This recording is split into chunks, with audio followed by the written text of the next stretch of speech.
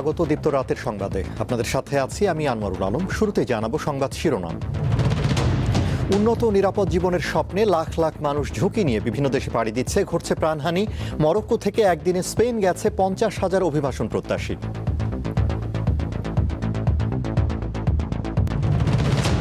পুলিশের পোশাকে আবারও আনা হলো বড় ধরনের পরিবর্তন। নাগরিক সেবা ও নিরাপত্তা নিশ্চিতে বাহিনীর মানসিকতা বদলানোর উপর গুরুত্ব আরোপ বিশেষজ্ঞদের।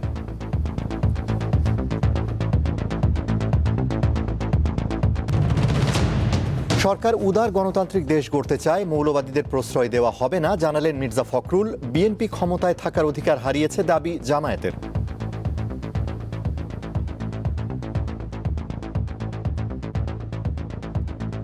নৈতিক দিক থেকে সরকার তার অধিকার হারিয়েছে দেশকে পরিচালনা। হবিগঞ্জে সাম্প্রতিক সহিংসতার ঘটনায় এনসিপির নেতাকর্মীদের বিরুদ্ধে এক ছাত্রদল নেতার মামলা। নাসির উদ্দিন পাটোয়ারি ও সার্জিস আলম সহ আসামির সংখ্যা 50। এক মুঠো অক্সিজেন চাই স্লোগানে 20 বছর ধরে গাছের চারা রোপণ করছেন রংপুরের এক দিনমজুর। তার লাগানো গাছের ফলের স্বাদ নিচ্ছে এলাকার অনেক মানুষ।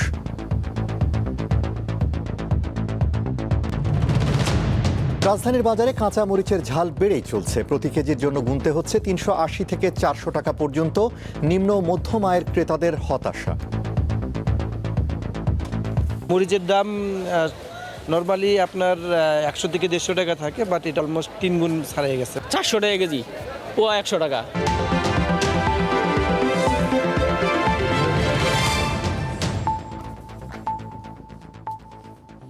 এবারে বিস্তারিত।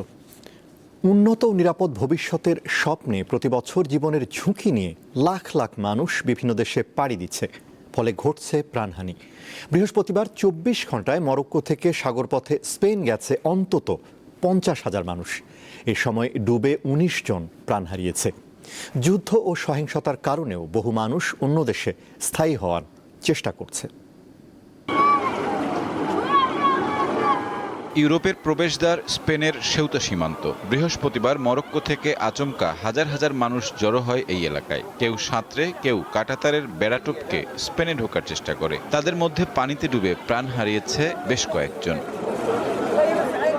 উন্নত জীবনের আশায় এভাবেই বিভিন্ন দেশ থেকে অন্য দেশে পাড়ি জমান হাজার হাজার মানুষ। বাংলাদেশ থেকেও প্রতি বছর বহু মানুষ সাগর পাড়ি দিয়ে ইউরোপের দেশগুলোতে থিতু হতে চায়, ফলে প্রায়ই ঘটে প্রাণহানি।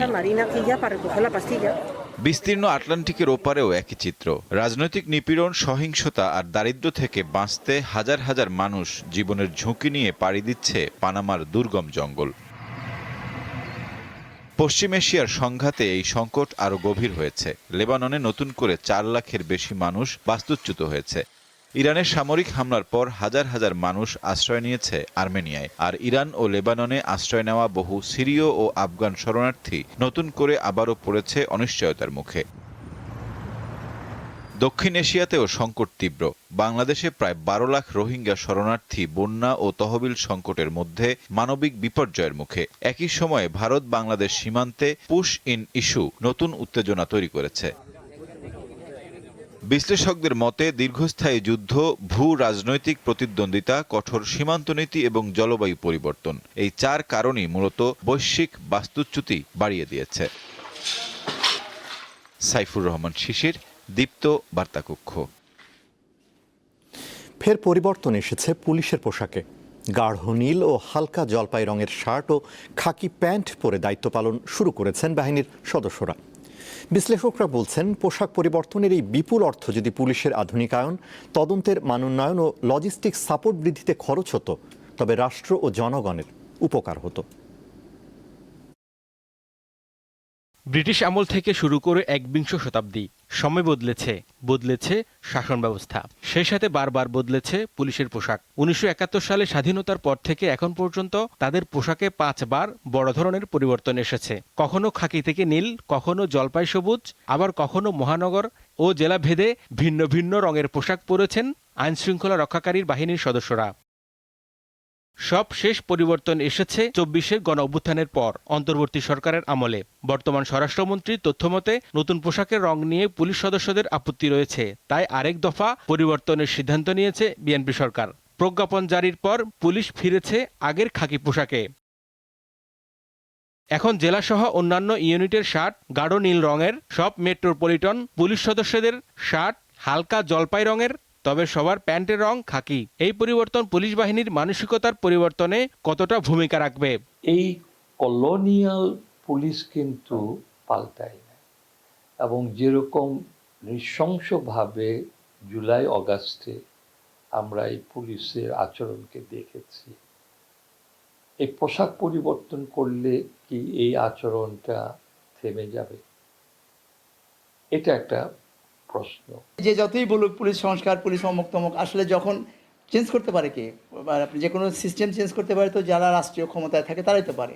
কিন্তু যখনই তার ক্ষমতা আসে তখনই সব গভর্নমেন্ট মেশিনারি তাদের অনুগত হয়ে যাবে, তাদের অর্ডারে চলতে, আইনগতভাবে চলতে বাধ্য হয়। পুলিশের ভাগ্য এখন পর্যন্ত পুলিশের দ্বারা বা পুলিশের নিয়ন্ত্রক দ্বারা, পুলিশের কর্মকর্তা দ্বারা বা পুলিশ যারা পরিচালক, পুলিশ দ্বারা নিয়ন্ত্রিত হয় নাই। প্রায় 2 লাখ সদস্যের বিশাল এই বাহিনীর পোশাক পরিবর্তন মানেই শত কোটি টাকার নতুন কাপড়ের টেন্ডার, মেডেল, লোগো এবং আনুষঙ্গিক সরঞ্জামের কেনাকাটা। 2,80,000 পুলিশের জন্য পোশাক আপনার 2 সেট করে দেওয়া, তারপরে এর মধ্যে একটা তো আমাদের টেন্ডার মানে ইয়ে তো এর মধ্যে একটা ব্যবসা তো আছেই। একজনের লাভ হয়েছে, আরেকজনের লাভ হয় নাই, সেও লাভ চায়।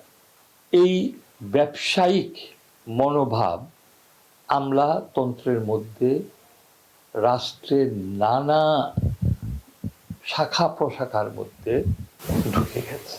অবশ্য পুলিশ সদর দপ্তর বলছে, আরামের বিষয়টি মাথায় রেখেই আগের খাকি পোশাকে ফিরেছে পুলিশ। পারসেপশন থাকে এক ধরনের, আর অনেক সময় জনগণের একটা দাবি বা যেটা হচ্ছে জনমত যদি মনে করে যে না পোশাক পরিবর্তন হচ্ছে গিয়ে ভালো, সেক্ষেত্রে হয়তো সরকার বিবেচনা করে। তো ওই প্রেক্ষিতেই সবাইকে ব্যালেন্স করে একটা নতুন একটা পোশাক, যেটা যুগোপযোগী। আবার আরেকটা বিষয় হচ্ছে পোশাকের রঙের সাথে আবার নিরাপত্তা এবং আবহাওয়া জড়িত। তো সবগুলো বিষয় মাথায় রেখেই সরকার এই জাতীয় সিদ্ধান্ত নেয়। 24-এর গণঅভ্যুত্থানের পর পুলিশের সার্বিক সংস্কারের দাবি ওঠে বিভিন্ন মহল থেকে। তখন একটি কমিশনও গঠন করে অন্তর্বর্তী সরকার।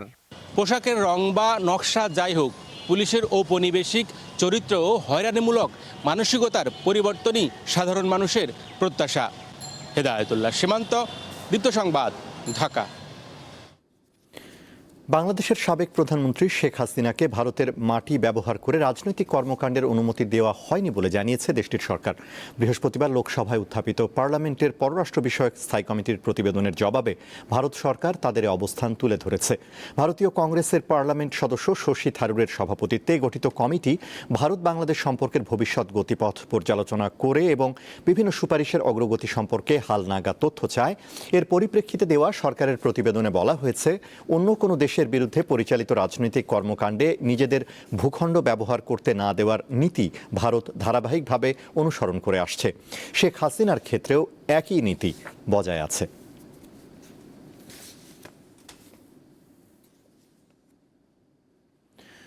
সরকার উগ্রবাদ ও মৌলবাদকে প্রশ্রয় না দিয়ে উদার গণতান্ত্রিক বাংলাদেশ প্রতিষ্ঠা করতে চায়, এমনটাই জানালেন স্থানীয় সরকার মন্ত্রী মির্জা ফখরুল ইসলাম আলমগীর। রাজধানীতে আজ সংখ্যালঘুদের এক অনুষ্ঠানে তিনি আরও বলেন, মুক্তিযুদ্ধের চেতনায় দেশ এগিয়ে যাবে এবং সব সম্প্রদায়ের মানুষের অধিকার নিশ্চিত করা হবে। সংখ্যালঘুদের সুরক্ষা ও নিরাপত্তা বিধান শিরোনামে শুক্রবার রাজধানীর ডিপ্লোমা ইঞ্জিনিয়ার্স ইনস্টিটিউশন মিলনায়তনে মতবিনিময় সভা ও প্রতিনিধি সম্মেলনের আয়োজন করে সম্মিলিত সনাতন পরিষদ। এতে প্রধান অতিথি হিসেবে অংশ নেন স্থানীয় সরকার মন্ত্রী মির্জা ফখরুল ইসলাম আলমগীর।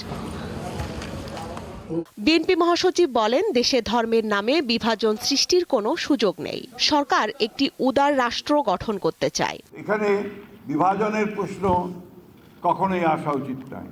ধর্মকে কেন্দ্র করে ধর্মের ভিত্তিতে যারা দেশকে বিভাজন করতে চায় তাদের বিরুদ্ধে আমাদেরকে কিন্তু রুখে দাঁড়াতে হবে। তিনি বলেন, মহান মুক্তিযুদ্ধের চেতনা ধারণ করেই গণতান্ত্রিক বাংলাদেশকে এগিয়ে নিতে হবে।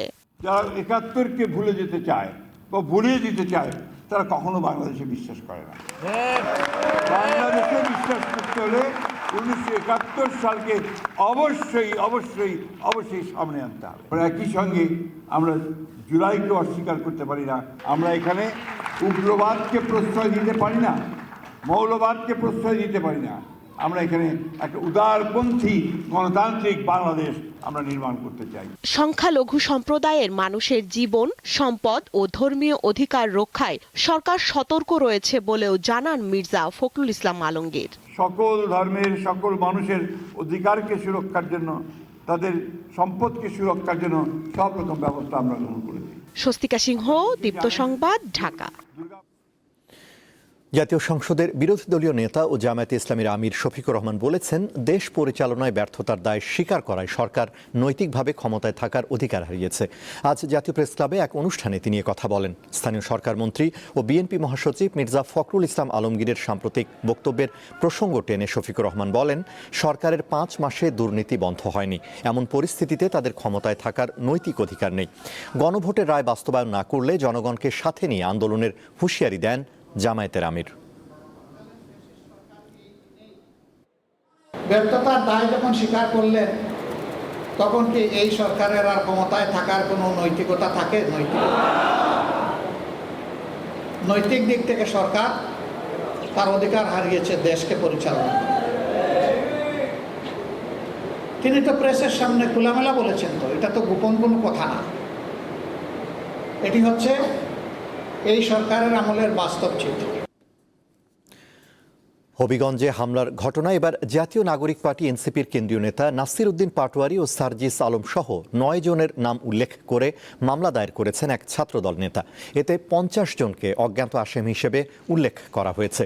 বৃহস্পতিবার রাতে জেলা ছাত্রদলের যুগ্ম সাধারণ সম্পাদক ইকবাল হোসেন রুকন বাদী হয়ে মামলাটি করেন। শুক্রবার হবিগঞ্জ সদর মডেল থানার ওসি বিষয়টি নিশ্চিত করেছেন। অভিযোগে বলা হয়, গত মঙ্গলবার কেন্দ্রীয় ছাত্রদলের কর্মসূচির অংশ হিসেবে জুলাই আন্দোলনের শহীদ রিপন শীলের পরিবারের সঙ্গে সাক্ষাৎ এবং শোক সভায় অংশ নিতে নেতাকর্মীরা হবিগঞ্জ পৌরসভার কোর্ট মসজিদের সামনে জড়ো হন। এ সময় এনসিপি নেতা নাসির উদ্দিন পাটোয়ারি ও সার্জিস আলম সহ অন্যান্য আসামিরা দেশীয় অস্ত্র নিয়ে ছাত্রদলের উপর হামলা চালায়। এর আগে এনসিপির নেতাকর্মীদের উপর হামলার অভিযোগে জেলা ছাত্রদলের সভাপতি শাহ রাজীব আহমেদ রিঙ্গন সহ 11 জনের নাম উল্লেখ করে হবিগঞ্জ সদর মডেল থানায় মামলা দায়ের করে এনসিপি।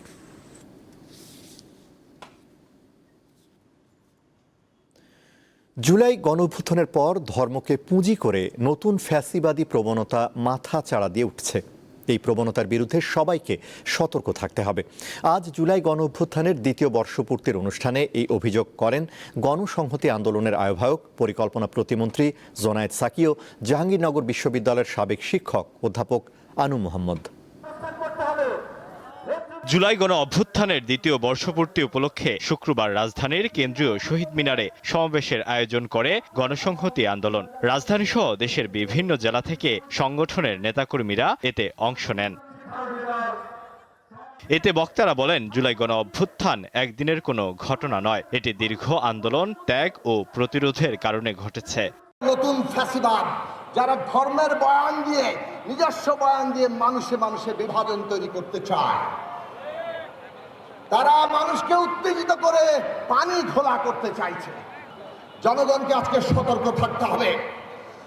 আমরা গণসংহতি আন্দোলন পরিষ্কার মনে করি, কোন রকম মব তৈরি করে নাগরিকের অধিকার কেড়ে নেওয়া যাবে না। শ্রমজীবী মানুষের সংখ্যাও অনেক বেশি।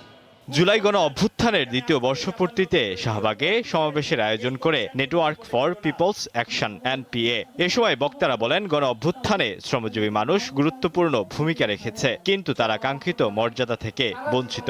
কারা সামনে ছিল? গণ অভ্যুত্থানে কারা করেছে? এই গণ অভ্যুত্থানের মধ্যে শিক্ষার্থীরা ছিল, এবং সেই শিক্ষার্থীদের যে শিক্ষার্থীরা জীবন দিয়েছে তাদের আপনি খোঁজ নিয়ে দেখেন, তাদের মধ্যে সংখ্যাগরিষ্ঠ যারা জীবন দিয়েছে তারা তো আসলে শ্রমজীবী পরিবারের সন্তান। পাশাপাশি শ্রমজীবী মানুষ জীবন দিয়েছে কারা? সেখানে হকার ছিল, গার্মেন্টস শ্রমিক ছিল, রিক্সা শ্রমিক ছিল, সেই শ্রমজীবী মানুষ ছিল। এইভাবে যারা অংশগ্রহণ করেছিল তারা কে কি পেয়েছে? বক্তারা আরো বলেন, গণ অভ্যুত্থানের পর দেশের বিভিন্ন স্থানে মাজার ও সুফিপন্থীদের উপর হামলা হয়েছে। এসব ঘটনা জুলাই চেতনার সম্পূর্ণ বিপরীত।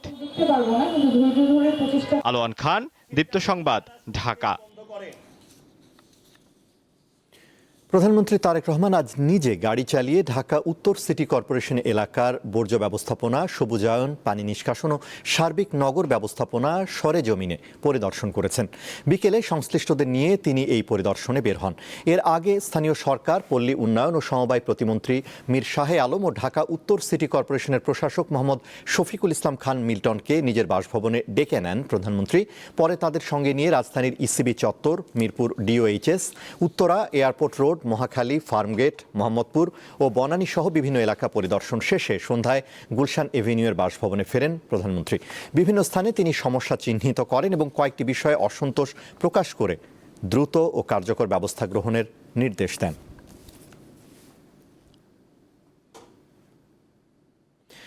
28 জুলাই উদযাপিত হয়েছে বিশ্ব প্রকৃতি সংরক্ষণ দিবস।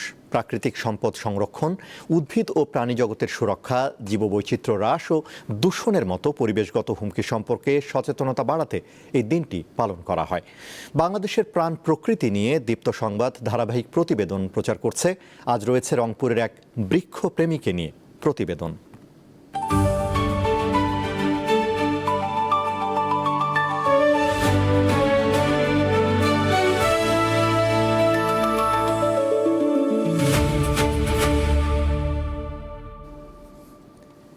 এক মুঠো ভাত নয়, এক মুঠো অক্সিজেন চাই স্লোগানে 20 বছর ধরে গাছের চারা রোপণ করছেন দিনমজুর বাদশা। রংপুরের পীরগঞ্জের বাদশা মিয়ার রোপণ করা গাছের ফলের স্বাদ নেন এলাকার সর্বস্তরের মানুষ। গাছের ছায়ায় বসে প্রাণ জুড়ায় পথচারীরা। এক মুঠো ভাত নয়, এক মুঠো অক্সিজেন চাই স্লোগানে 20 বছর ধরে বৃক্ষরোপণ করছেন দিনমজুর বাদশা মিয়া। আমরা আছি রংপুরের পীরগঞ্জের মিষ্টা গ্রামে। শুনতে চাই তার মুখ থেকেই তার এই বৃক্ষরোপণের গল্প। একটু শুনতে চাই যে কতদিন থেকে আপনি গাছ লাগান, শুরুটা কিভাবে হয়েছে? যখন চারার ব্যবসা করি তখন গ্রামগঞ্জে বহু গরিব দুঃখী পাওয়া যায়, পয়সা অভাবে নিবে পায় না। আমি তো এক গরিব, তা সত্ত্বেও আমি ওদের ঘরে বলি যে বাবা তোমাকে একটা গাছ আমি দেবো, আমাকে একটা তালাকাঠি দেওয়া লাগবে। হয়তো তারা সংগ্রহ করে দেয় বা দিবে চায়, আমি একটা গাছ গাড়ি দিই। এইভাবে গাঁতি তখন আলাদায় আমি নতুন বাড়ি পাই ছেড়ে দেই, জুম্মা ঘরে দেই। সরকারও বলে যে গাছ লাগাও, দেশ বাঁচাও। আমার তো পরিধান নেই, আমার কোনো সম্পদে দেখছি না তো ওর বাড়ি। আম গাছ, কাঁঠাল গাছ, যেটা আমার মনে চায় আমি ভেতরে ভেতরে বসা দিয়েছি। আমার এটা ধান্দা, আমার অন্য কোনো কথাই ভালো লাগে না। চারটে আমি গাছ গাড়ব, আমি শান্তি।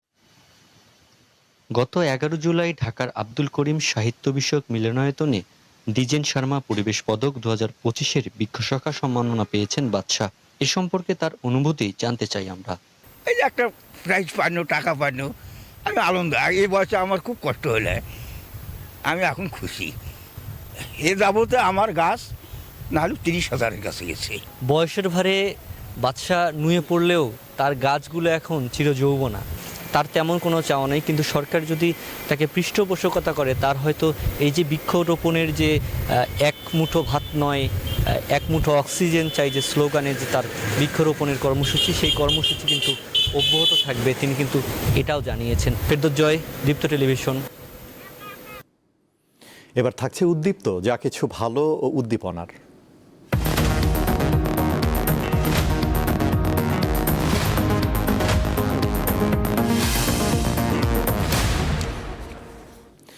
রাজশাহীর তরুণ উদ্যোক্তা আতিকা খাতুন বিপাশা নিছক শখের বশে গাছ সংগ্রহ করা থেকে শুরু, এরপর অনলাইনে গাছ বিক্রি করে মাসে লাখ টাকা আয় করছেন তিনি।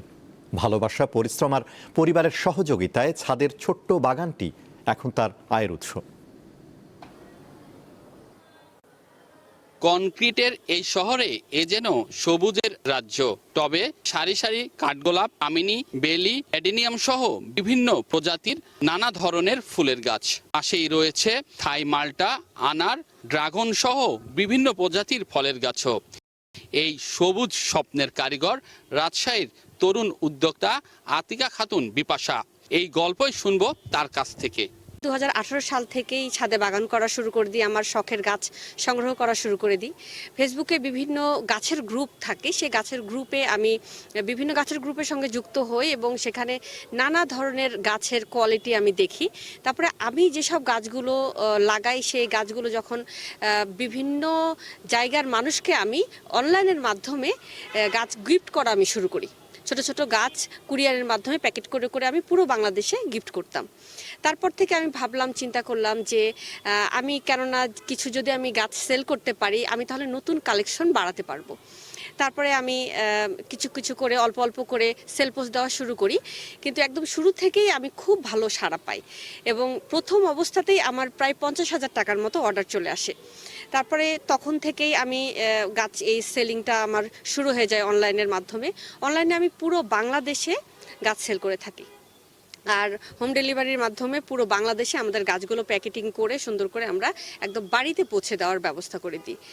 আর প্রতি মাসে আমার এই গাছ নিয়ে প্রায় 30 থেকে 40,000 টাকা আর্নিং তো আছেই, আর সেই সাথে যখন আমাদের সিজন হয় সেই সময় লাখ টাকাও পার হয়ে যায় এই গাছের থেকে আর্নিংটা। আর মূলত আমার শখ থেকেই খুব বড় একটি আয়ের উৎস এই ছাদ বাগান থেকে হচ্ছে। রাজশাহীর এই ছাদ বাগানই নতুন করে আবার মনে করে দিয়েছে সেই কথা, যেখানে প্রতিটি ফুল শুধু সৌন্দর্যই ছড়ায় না, শেখায় শখও একদিন স্বাবলম্বিতার নতুন এক ঠিকানা হতে পারে। ইউসুফ আদনান, দীপ্ত সংবাদ, রাজশাহী। জাতীয় বৃক্ষ মেলায় ফলদ গাছের পাশাপাশি রয়েছে নানা ধরনের গাছ, বিরল প্রজাতির গাছের চারাও রয়েছে সেখানে। ছুটির দিনে গাছপ্রেমীরা ভিড় করেন পছন্দের গাছ কিনতে। রামবুটান অনেকেরই পছন্দের একটি সুস্বাদু ফল। কখনো কি শুনেছেন রামবুটানের এত সুন্দর একটি নাম হয়? আজকে আপনাদের এক প্রজাতির রামবুটানের সাথে পরিচয় করে দেব। এই যে দেখতে পাচ্ছেন রামবুটান, এর নাম হচ্ছে স্কুল বয় রামবুটান। গাছের যে কত বড় আকার এবং গাছের ফল সব কিছু মিলে এর দাম নির্ভর করে।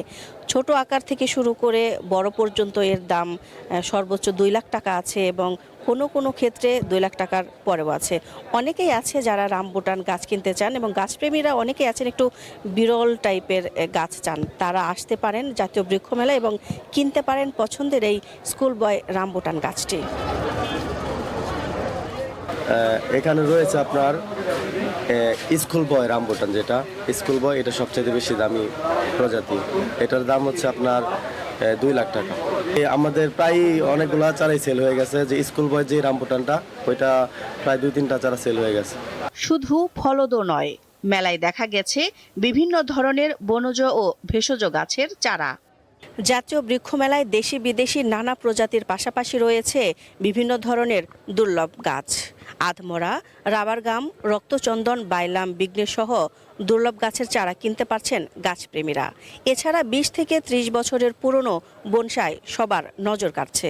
বড় বনসাই যেগুলো আছে প্রদর্শনের জন্য করি, এর জন্য, কারণ বড় বনসাই যদি মানুষ না দেখে তাহলে সেই ছোট বনসাইটা কীভাবে করবে সে ওটা বুঝতে পারবে না।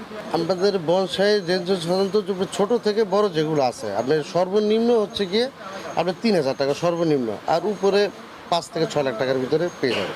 9 আগস্ট শেষ হবে জাতীয় বৃক্ষ মেলা। তার আগে পরিবার পরিজন নিয়ে পছন্দের গাছ কিনতে এসেছেন অনেকেই। আগামীকাল কুমিল্লা যাবো, তো আজকে নিয়ে যাচ্ছি।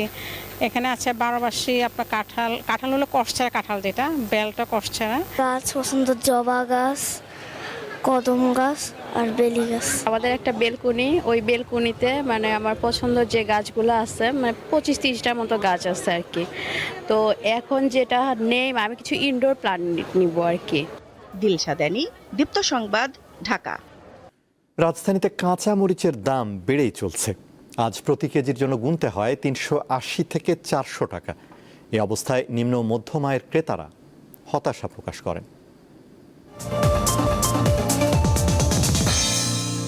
রাজধানী সহ দেশের বিভিন্ন বাজারে কাঁচামরিচের দাম প্রতি কেজি 400 টাকা ছাড়িয়েছে। এই পণ্যটি গত এক সপ্তাহ আগে 100 থেকে 150 টাকার মধ্যে কিনতে পারত ভোক্তারা, যা এখন তাদের হাতের নাগালের বাইরে। এই পণ্যটি নিয়ে সাধারণ ভোক্তারা কি বলছে? 360 টাকা কেজি নিছি, তাও এটা থার্ড ক্লাস মরিচগুলা। সেকেন্ড ক্লাসগুলোর দাম হলো 400 টাকা। তো খেতে হবে তাই নিলাম আর কি। মরিচের দাম তো আসলে কোনো কোনো দোকানে 360, কোথাও 400, একটু ঝাল বেশি, সেটার দামেরও ঝাল বেশি। তো এটা নিয়ে তো আমরা মারাত্মক অসন্তুষ্ট। আমি 7 দিন পরে আজকে কাঁচামরিচ কিনতে আসলাম, সত্য কথা, শুকনো মরিচ দিয়ে চালাচ্ছি। মরিচের দাম নর্মালি আপনার 100 থেকে 150 টাকা থাকে, বাট এটা অলমোস্ট 3 গুণ ছাড়িয়ে গেছে বাজারে। এখন দেখছি মরিচের যে দাম, তাতে তো মানে পুরো বাজার মরিচের পিছনেই চলে যাচ্ছে। কেউ 400 টাকা বিক্রি করে, কেউ 350 টাকা বিক্রি করে, কেউ 80 টাকা 380 টাকা বিক্রি করে। এই যে আন্টি আজকে বলতেছে একদম 360 টাকা রাখা যাবে একদম। অবস্থা খুব খারাপ, 400 টাকা কেজি, পোয়া 100 টাকা, আগুনের দামে বিক্রি করতেছে ভাই। হ্যাঁ, কথাই বলা যায় না, কাঁচামরিচ নাই।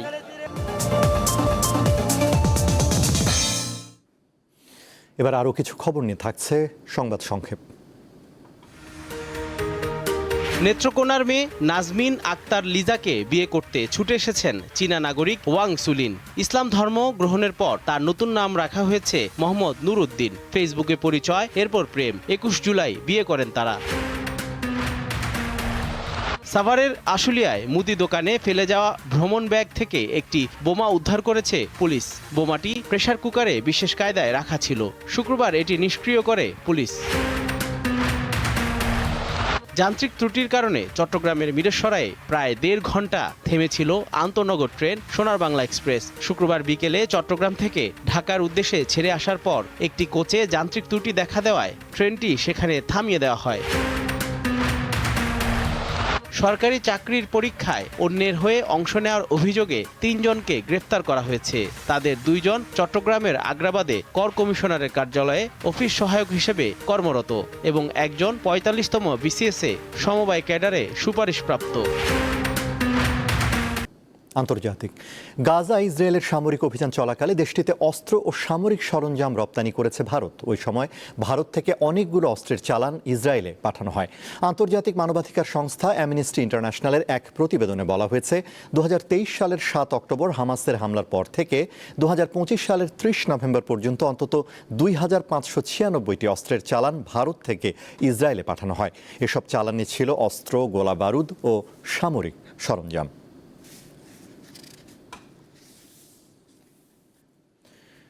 দীর্ঘ বৈরিতা কাটিয়ে ইসরায়েলের সঙ্গে একটি যৌথ নিরাপত্তা চুক্তি করতে চায় সিরিয়া। এই লক্ষ্যে জোর তৎপরতা চালাচ্ছে দামেস্ক। পশ্চিম এশিয়ায় স্থায়ী শান্তি আনতে সংঘাত এড়িয়ে সমাধানের লক্ষ্যেই এই চুক্তির চেষ্টা বলে জানান সিরিয়ার প্রেসিডেন্ট আহমেদ আল শারা। তবে ইসরায়েলের অবৈধ দখলে থাকা গোলান মালভূমির বিষয়ে কোনো আপোষ করা হবে না বলে জানান তিনি। যুদ্ধ, অস্থিরতা আর ধ্বংসের সাক্ষী পশ্চিম এশিয়ার ভূ রাজনীতি। আর সেই ভূ রাজনীতিতেই এবার অভাবনীয় ও অবিশ্বাস্য এক নতুন মোড়। একাধিক দেশের মধ্যস্থতায় ইসরায়েলের সাথে নিরাপত্তা চুক্তি করতে চাচ্ছে সিরিয়া। দেশটির নতুন প্রেসিডেন্ট আহমেদ আল শারা নিজেই একথা নিশ্চিত করেছেন। প্রশ্ন উঠেছে, দশকের পর দশক বৈরিতা চলার পর হঠাৎ ইসরায়েলের সাথে নিরাপত্তা চুক্তিতে কেন যাচ্ছে সিরিয়া? সম্প্রতি দক্ষিণ সিরিয়াতে স্থল ও বিমান হামলা বাড়িয়েছে ইসরায়েলি বাহিনী। শুধু চলতি মাসেই 20 বারের বেশি সিরিয়া এবং সীমান্ত এলাকায় অনুপ্রবেশ করে হামলাও চালিয়েছে দেশটি। এমন পরিস্থিতিতে দামেস্কের নমনীয় কূটনৈতিক অবস্থান সামনে এলো। সংবাদ মাধ্যম আল জাজিরার এক অনুষ্ঠানে সিরীয় প্রেসিডেন্ট জানান, ইসরায়েলের সঙ্গে সরাসরি সংঘাত এড়িয়ে একটি নিরাপত্তা চুক্তির মাধ্যমে বৃহত্তর সমাধানের পথ খুঁজছেন তিনি। তবে প্রশ্ন উঠেছে, এই সমঝোতার মাধ্যমে কি সিরিয়া তার ঐতিহাসিক অবস্থান থেকে সরে এসেছে? না। 2024 সালে আসাদ সরকারকে হটিয়ে ক্ষমতায় আসা এই বিদ্রোহী নেতার শান্তির বার্তার পেছনে রয়েছে এক স্পষ্ট শর্ত। 1981 সাল থেকে ইসরায়েলের অবৈধ দখলে থাকা গোলান মালভূমির অধিকার নিয়ে কোনোভাবেই আপোষ করবে না সিরিয়া। সিরিয়া ও ইসরায়েলের মাঝের বাফার জোনকে বলা হয় গোলান মালভূমি। 1967 সালের আরব ইসরায়েল যুদ্ধের পর থেকে সিরিয়ার এই অঞ্চল গোলান মালভূমি অবৈধভাবে দখল করে রেখেছে ইসরায়েল। এমনকি জাতিসংঘ গোলান মালভূমি দখল করে রাখা ও এই অঞ্চল দিয়ে সিরিয়ায় ইসরায়েলি বাহিনীর অনুপ্রবেশ ও হামলার নিন্দা জানিয়েছে।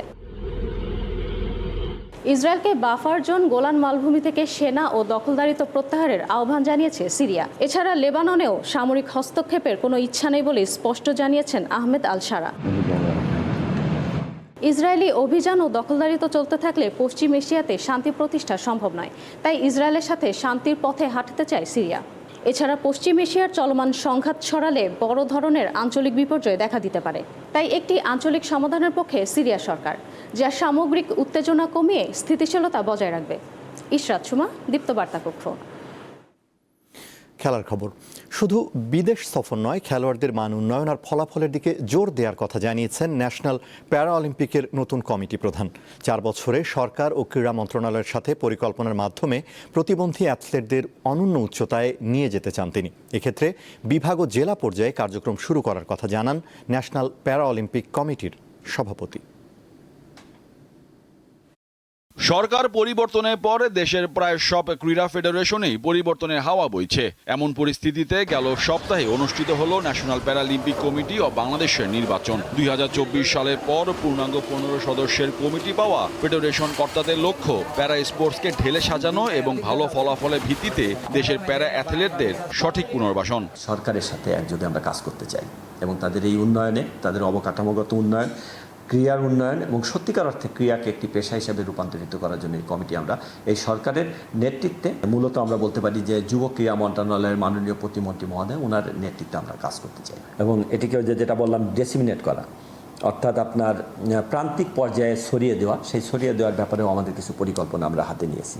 আমরা অতি সত্তরই ডিভিশন পর্যায়ে কিছু ইভেন্ট আমরা কন্ডাক্ট করব। ফার্স্ট প্যারা কার্নিভাল যেটা বললেন, এরকম আবার যদি আর একটা কার্নিভাল আমরা অতি সত্তর পরবর্তী বছরে করতে পারলে পরে তখন কম্পিটিশনটা ছড়িয়ে দেওয়া হবে।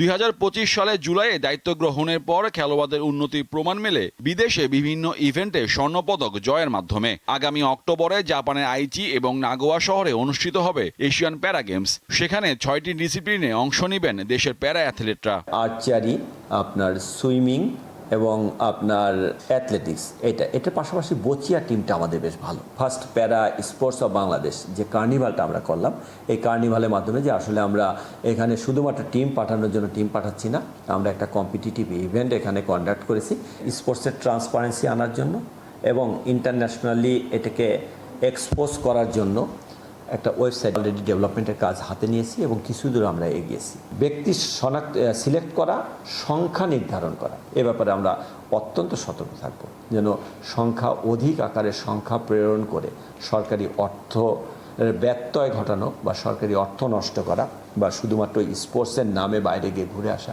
এই বিষয়গুলো যেন না হয়। শুধু বিদেশ সফরই নয়, 4 বছরের লম্বা ক্যালেন্ডারে নিয়মিত জাতীয় ও আন্তর্জাতিক টুর্নামেন্ট আয়োজনের পরিকল্পনার কথাও জানান ফেডারেশন প্রধান। মোহাম্মদ হাসিব, দীপ্ত স্পোর্টস, ঢাকা। শেষ করব দীপ্ত রাতের সংবাদ, তার আগে সংবাদ শিরোনামগুলো জানাবো আরও একবার। উন্নত নিরাপদ জীবনের স্বপ্নে লাখ লাখ মানুষ ঝুঁকি নিয়ে বিভিন্ন দেশে পাড়ি দিচ্ছে, ঘটছে প্রাণহানি। মরক্কো থেকে একদিনে স্পেন গেছে 50,000 অভিবাসন প্রত্যাশী।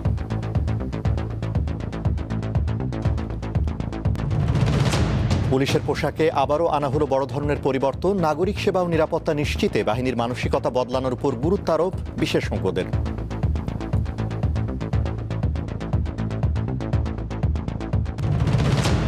সরকার উদার গণতান্ত্রিক দেশ গড়তে চায়, মৌলবাদীদের প্রশ্রয় দেওয়া হবে না, জানালেন মির্জা ফখরুল। বিএনপি ক্ষমতায় থাকার অধিকার হারিয়েছে, দাবি জামায়াতের।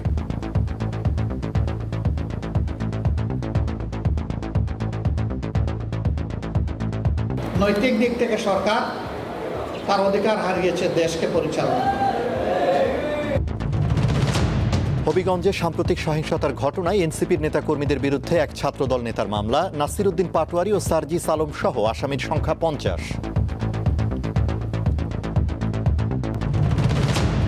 এক মুঠো অক্সিজেন চাই স্লোগানে 20 বছর ধরে গাছের চারা রোপণ করছেন রংপুরের এক দিনমজুর। তার লাগানো গাছের ফলের স্বাদ নিচ্ছে এলাকার অনেক মানুষ।